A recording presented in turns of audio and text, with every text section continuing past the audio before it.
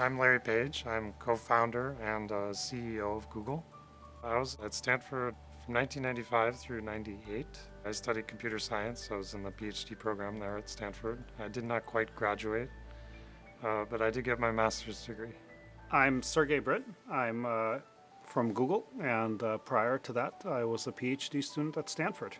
And how it all began. It all started in 1996 as a research project by Larry Page and Sergey Brin. Both Page and Brin were PhD students at Stanford University. The name Google came from a play of Google, which names a number represented by 1 followed by 100 zeros. With Page's interest in the working of the internet and Brin's strong computer and math skills, they paired up to make an automated web program called the crawler, which analyzes how websites link together. This invention allowed Page and Brin to rank sites based on the level of importance of other pages linking to it. When their new technology proved to be widely successful, they took up more bandwidth than the college had expected. Both Page and Brin dropped out of Stanford University and pursued the invention of the now largest and most well-known search engine. By 1998, Google has successfully indexed over 60 million pages. Today, it is estimated that Google has over 30 billion pages indexed. Even with all of Google's success, though, they were still working out of a garage in California until funding by Sun co-founder Andy made them able to move to a better place and file for incorporation, which led to the hiring of their first employee. Another computer science graduate from Stanford. They spiked to 8 employees in 6 short months, and from there it was a steady progression to what it is today. And talking about Sergey Brin's early life, he was born on August 21, 1973 in Moscow, Russia. He moved to United States with his family at the age of 6.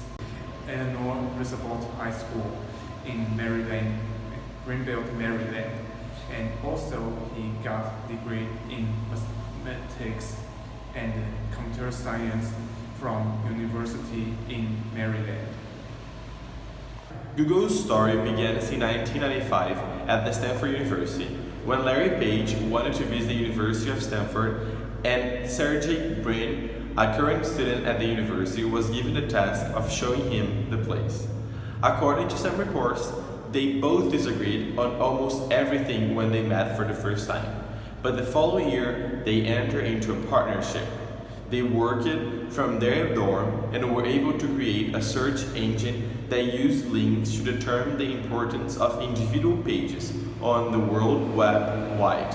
They called the search engine Backrub. Today, with more than 60,000 employees in 50 different countries, Google develops hundreds of products that are used by billions of people around the world.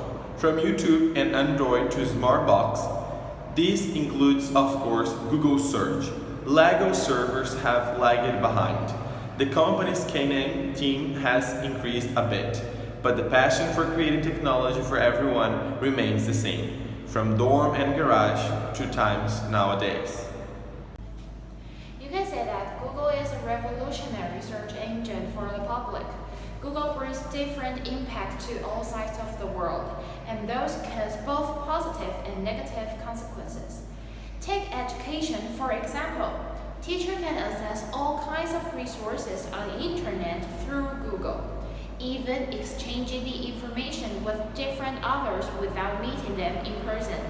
Students are allowed to use Google to incorporate information for a school project. As for businessmen, they use Google to keep track of the stock market or hiring employees. You can see tons of different opportunities be founded because of Google. These positive consequences not only affect the way people live, but also change humans' cognition. Google is like an information planner. It gathers all kinds of resources for you as long as you give it a name or a title. I think all of these we have to think to Sergey Brin.